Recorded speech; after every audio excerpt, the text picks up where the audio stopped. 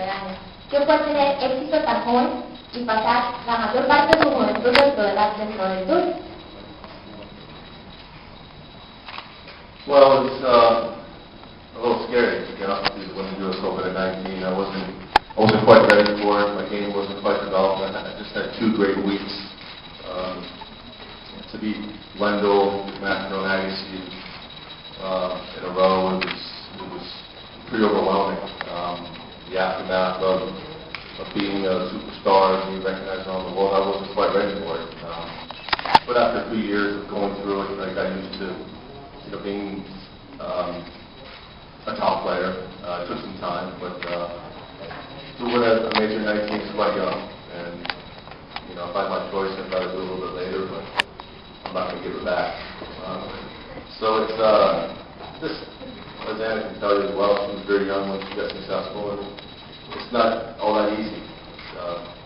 To handle it all, it's definitely going to take some time. Buenos días. Sí, en el momento en que gana su último Grand Slam, fue muy emotivo. ¿Sintió usted que siendo campeón en ese momento era así? ¿Se retiró o lo pensó las siguientes semanas para seguir jugando un poco más? I really didn't know after my last Open what the next phase was. I wasn't ready to retire, after the match or a month after. It took me a good 6-8 months to really come to terms with if I was going to play or not. Wimbledon came and went, and once I didn't want to be at Wimbledon, and my heart wasn't really into practicing, wasn't into doing all that you have to do to be a Grand Slam champion.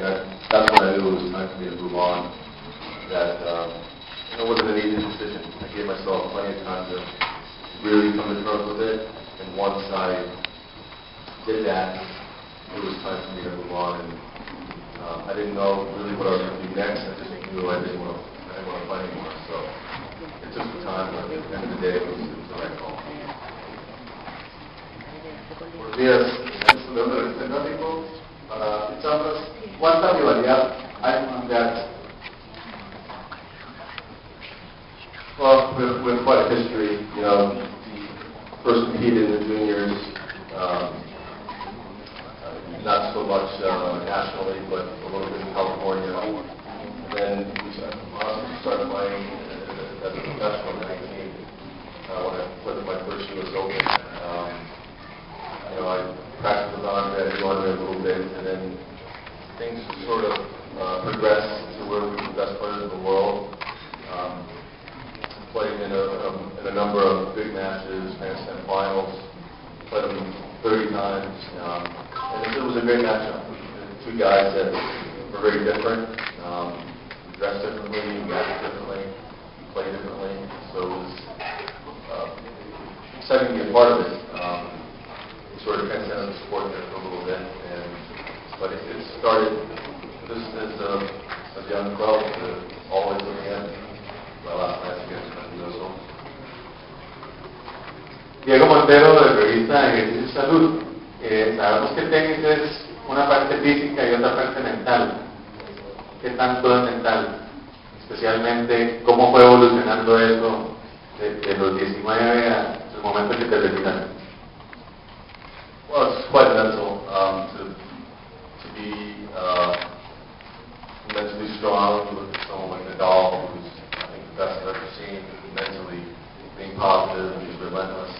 And it takes some time. I wasn't mentally the most positive guy when I turned pro, but it just progressed into being a tough champion. What you want out of your life, and when you're up against your opponent, you're not playing well, and you have to find a way to win. So mentally, you gotta be strong. You look at all the greats of all time; they're always mentally very good. And physically, you need to have some talent. You need to have the legs to be a champion, and you need the whole package. But mentally, you definitely need that. There's no doubt about that.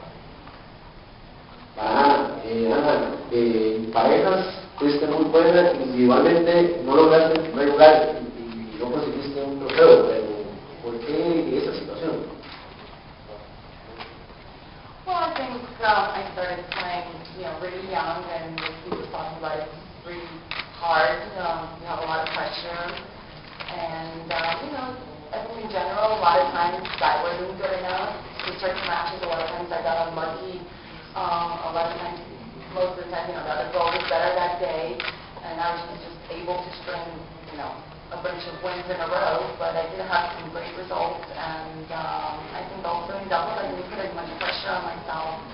I had a lot more fun with my partners and stuff, so I think that really came out in my game also. I think in singles I really tried to, push myself to limit and mentally didn't really handle it well. But I had a great time on the tour, and for me it was always about winning the matches against the top players like Monica Seles and Martin Hingis and Seth Graf and Lindsay Down. For all those players, it was always about beating the amazing legend players. Para Ana, ¿en qué momento llega la decisión del retiro y por qué? ¿Por qué tomar esa decisión del retiro? ¿Cuál es el momento en que decide Ana Kournikova retirarse del tenis? Well, like I said again, I started pretty young, so I started having injuries. By the time I was 19, I had 3 stress fractures and had a surgery.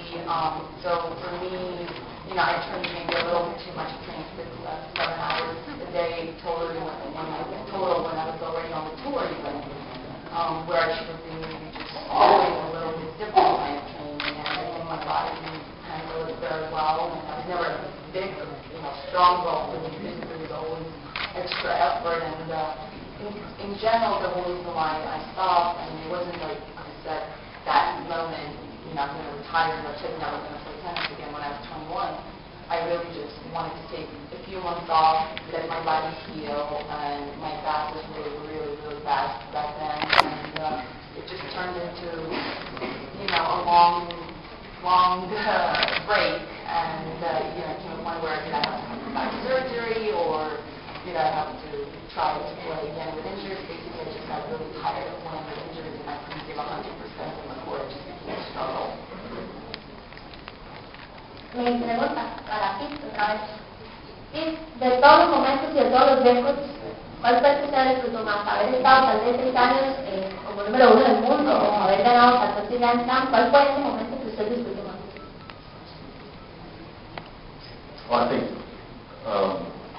being number 1 was very difficult, and staying on top was, and I did it for about 6 years. I look back at it now, and it's I feel great about that. It's hard to stay on top. The major to 114, I never ever thought that I'd win one major. To be honest with you, when I was growing up, things obviously happen for a reason, and I played some great tennis at the majors, and I was at 14, and I honestly thought that would last 30 to 40 years, but 10 years later we have Roger and Nadal on their way to, Roger's already got 16, Nadal's going to get some more, obviously. So I look at those 2 things, the 14 and the number 1. I mean, those 2 are why we play the sport. To be so consistent for a long period of time in those majors, I think it's sort of go hand in hand, and just a combination of everything. I can't tell you there's one moment